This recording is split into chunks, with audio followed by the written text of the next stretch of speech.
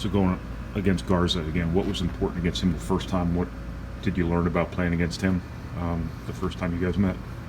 Obviously, for us, it's a team effort to shut him down. And one big thing for me was doing my work early.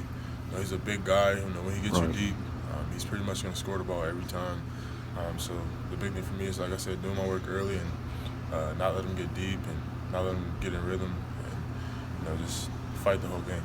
That was a game where pretty much everything went right for Purdue. I mean, what can be replicated from that, you feel like, when you're playing at their place? I mean, obviously we shot well, but I feel like just our energy level was high, and our fight, was just there, and everything was there. Obviously, we hit some shots and stuff like that, but I really don't think we don't hit those shots unless we have energy, unless we come out with the fight. So, in this last week of the regular season, just having that energy now, how important is that to come from the get-go?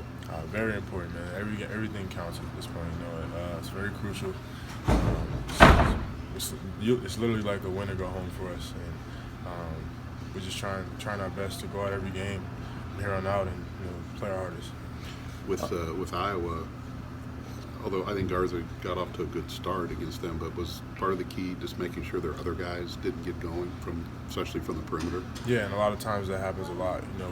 Especially with Penn State, for example, we was trying to shut Wheeler down, try to jam him up, not let him get easy passes or dictate where the ball goes, and trying to shut down Big Mike and Lamar Stevens, and then of course DJ Lundy, he got going with the threes and stuff like that. So that's happened before.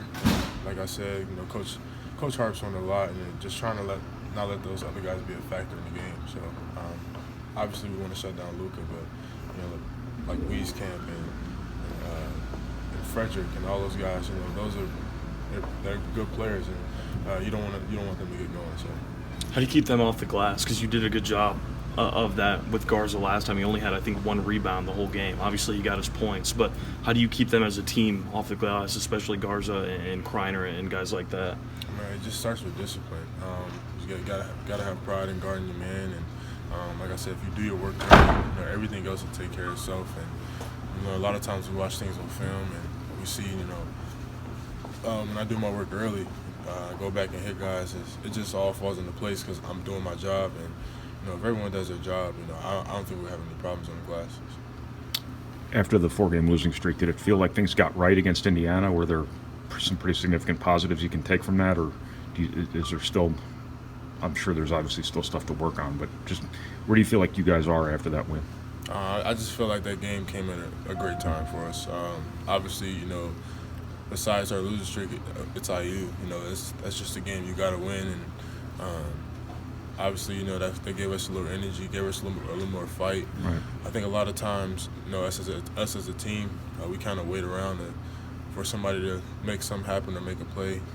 Whereas we play IU, and everybody's trying to go out there and play their hardest, and they want to be seen and stuff like that. So I just really feel like as long as our energy level is there, as long as we take pride in guarding our man, everybody does a job. I really don't think we'll have trouble getting a W. So You mentioned this is kind